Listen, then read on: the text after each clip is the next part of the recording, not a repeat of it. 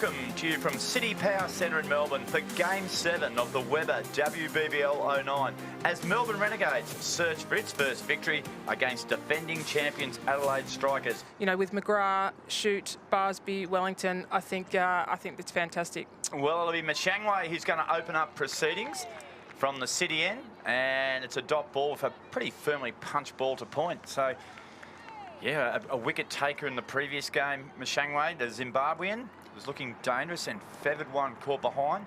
This time drives off the outside edge. It should race away to the boundary rope. It does. Bowls to Matthews. Matthews goes straight back over the bowler's head for 4. That was hit with a lot of purpose and power. Oh, that might be out. It is. The catch is taken. Adams strikes, so Matthews probably in 2 minds. It was a very similar delivery to the previous one that went to the boundary, and she's taken a very sharp caught and bowl catch. Shute comes in, and this one again down the leg side, and Beaumont got a bottom edge on that, I think. It'll run down to the boundary for 4. Down the wicket off the leading edge. Doesn't quite carry. A sharp chance there to Gemma Barsby. Might have half volleyed it. We'll get a chance to have a look at the replay. That does end the over. Danielle Gibson comes on the bowl, and a shorter delivery in the offside, punched away between point and gully down to the boundary for 4. She got a bonus point then. Oh, full, wide, over mid-off, another 4 on the first bounce over the rope. So Barsby just getting that one a little bit wrong. Driven, straight, back over the bowler. That'll beat mid-on, beat the lot. Down to the boundary for 4 more runs.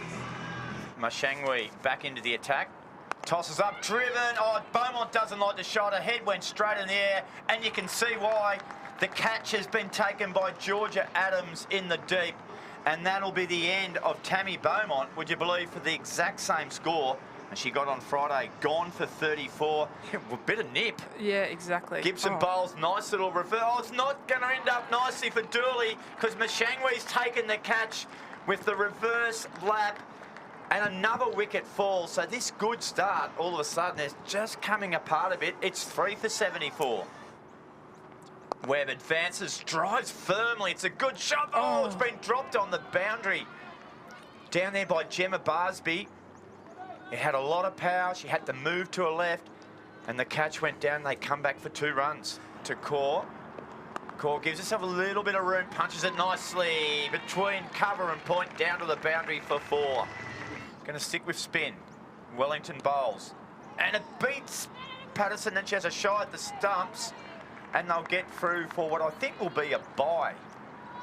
Gibson, so free hit. Harmanpreet Kaur gives herself room, hits it straight down the ground for 4 runs. Webb moves to 45. Advances, flays it over the top of cover down to the boundary for 4 more. Once again, no fielder out on the boundary there, and fantastic finish to the innings there. These two put on a great partnership. A little bit slow to start off with, but they finished really, really well. 18 runs coming off the final over there. So the Renegades finish up at 3 for 167. It's a big welcome back to the City Power Centre here in Melbourne for the run chase. The Adelaide Strikers are looking to run down 168 scored by the Melbourne Renegades after being sent in. Don't forget too, after we finish here, the action continues. 6 p.m. Eastern Standard Time. It's the Sixers and the Heat live from North Sydney Oval. Here we go. Hayward to Woolvart. And it's just worked away on the onside for a dot ball. Of course, it's Katie Mack at the non-strikers end. She bowls this time. Oh, Woolvart advances down the ground, over the rope, first bounce for 4 runs. Here's Ella Hayward. Down the wicket, advancing. Oh, not Adams. It's a great attempt from Harmanpreet Kaur. Stuck up one hand. It didn't quite stick. It would have been a catch for the ages. She gets a few high fives on that hand that had the ball momentarily. They pick up 2 runs. Sack, which she does again. Woolvart this time beats the field. Beautifully placed. Timed to perfection. Picks up the boundary. Haywood. Oh! This is a chance. Out. Stumped. It was momentarily fumbled by Dooley. She held a nerve and whipped the bails off. And Ella Haywood, terrific bowling, held a nerve as well. Picks up the first wicket. Yeah, fantastic by Ella. She really has started off well here. And I tell you what, great hands behind the stumps as well by Josie Dooley. Well, it nearly fell out actually, but really, really good bowling. She used every inch of her gloves there. Good composure. Yeah, it didn't go in cleanly, but she got the job done in the end, and you can see how much that means to her to get the first one for the Women's Big Bash League. Down the wicket comes Katie Mack. Can't get enough on it. And the catch has been taken by Harmanpreet Kaur at mid-off. It just got there. It was the complete opposite of the first opportunity she had. And Katie Mack falls. Another big wicket. Gone for 3. And all of a sudden, there's a little bit of trouble here. 2 for 23 are the strikers.